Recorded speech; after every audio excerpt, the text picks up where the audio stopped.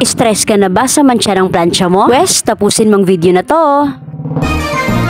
Bibili nga daw ng bagong plancha yung amo ko kaya naghahanap siya na mapagbibigyan ng lumang plancha niya kaso daw may mancha. Syempre dahil nga nagtitipid tayo kaya minain ko agad sa amo ko. Tingnan nyo naman mukhang bagong bago talagang yung discourage lang talaga sa kanya ay yung mismong pang plancha niya. Una nga nating gagawin ay painitin natin yung plancha. I-full mo na lang yung pampainit niya para mas mabilis. Pagkatapos ay ito na nga yung sekreto natin. Bumili ka ng kahit anong brand ng paracetamol kasi yan yung gagamitin natin para matanggal yung mancha sa plancha. Tapos syempre, alangan namang gamitin natin yung nakabalot pa. Tanggalin mo sa balot and sundin mo lang yung ginagawa ko. Ulit-ulitin mo lang yan.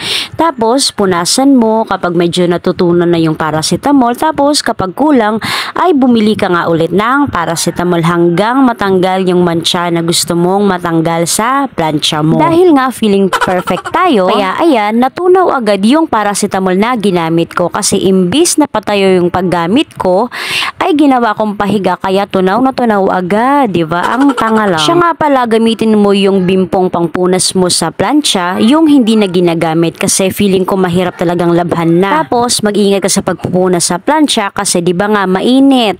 Wag ipairal yung katangahan ha. Yung ginamit ko nga pala para yung paracetamol, mailapat ko dun sa mainit na plancha ay gunting ko. Pwede naman kayong gumamit ng ibang bagay para mahawakan yung paracetamol. Advice ko nga pala dyan sa mga hindi umiinom ng gamot ay magsuot ng face mask. Kasi nga dahil nga paracetamol yan, syempre kapag natutunaw ay ganun na ganun yung amoy at lasa niya. Kaya magsuot ko na lang ng face mask. Bale, 3 pirasong paracetamol yung nagamit ko nga dyan kasi tingin nyo naman parang lumalaban yung mancha niya. Gumastos lang ako ng 30 pesos and yan, may plancha na ako na pwedeng magamit sa uniform ng anak ko. Kaysa naman na bumili pa ako ng bagong plancha napakamahal pa naman yan ngayon. Kaya maraming salamat sa amo ko na si Yolanda A. Toleza. And ayan na nga, natanggal na yung mancha. So, bye! Sana nakatulong!